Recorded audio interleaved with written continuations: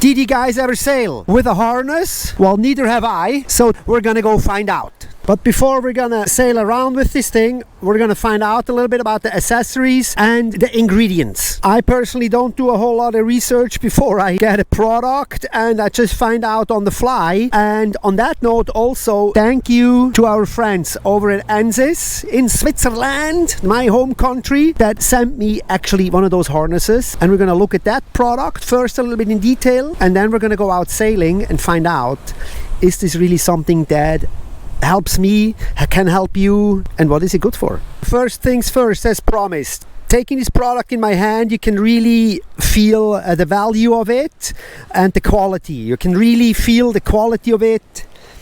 It feels solid, good stitch lines. It's got this magnetic opening mechanism where you hook in to tie it around your hip. So that feels really good, and it's all adjustable to your waist size.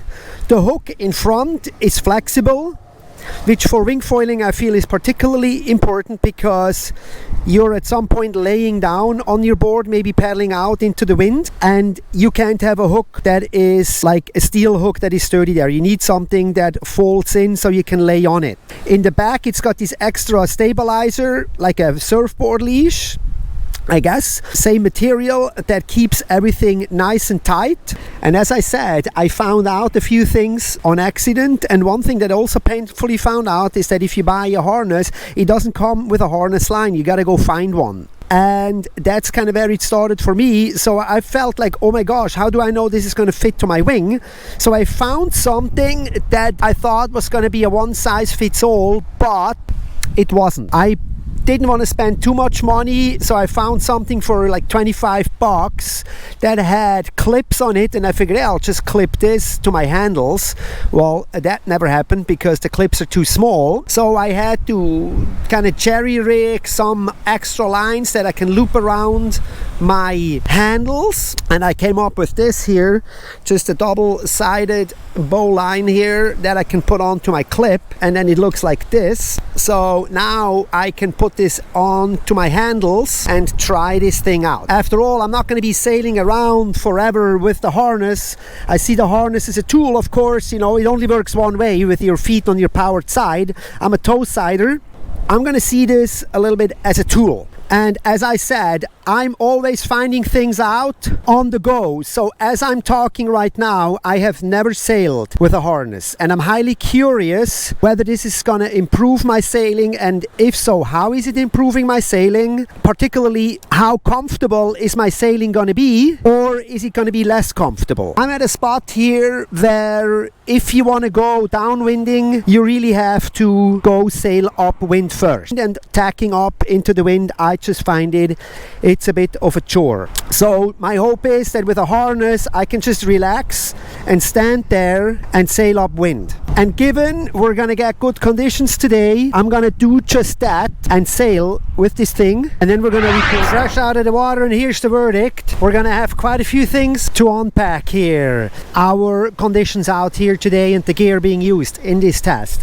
We're looking at Kanaha here, roughly, well, I'd say about 25 knots, maybe a little more on the outside. I stayed in my comfort zone with my 75 liter board and an HA 880 and used a 3.5 meter wing. And first things first, yes, so great quality product. We reviewed this in part 1, but now the question is, am I a harness sailor or not? Who needs a harness? When do you need a harness? What is it good for? And first things, paddling out with this hook, no problem. So that hook folds in, so that was really good. Then one thing is you guys have to pay attention to is your hand leash.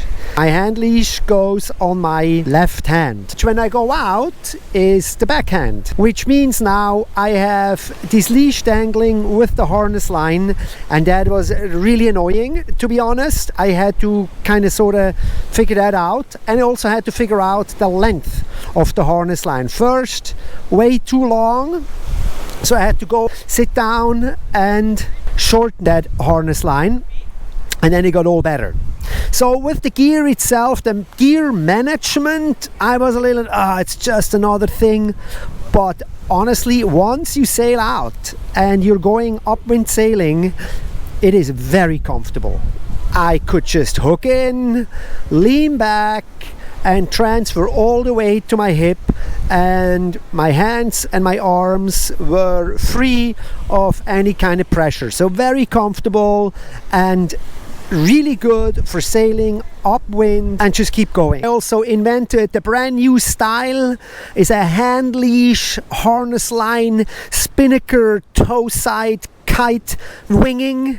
Now of course the question is, how often am I doing this? Because here for me the point of foiling is using the wing as a tool to get into waves, whether if it's a downwind bump or a wave on the shore. But I'm not particularly into mowing the lawn, and the harness for me only works on one side. That's luckily on the way out. So I'm not a foot switcher anymore. That's a thing that I don't need to do it anymore. I don't want to do it. I don't feel like there's any point of it. So when I'm sailing back to the shore on my toe side now, A, I'm trying to catch waves and getting bumps, and B, yes, sometimes we do toe side tacks. Yeah, I just can't use it, and I can't switch my feet like that. And again, this is not really the point of me to go on massive tacks.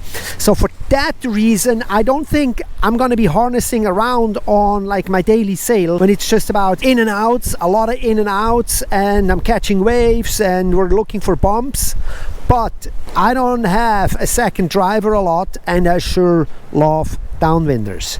So therefore I really like the idea of this harness, because now I can comfortably sail much longer, much further upwind than before. And I do sometimes go on missions where I sail first 20-30 minutes upwind to find some epic downwind bumps. So for this reason I think it is really good.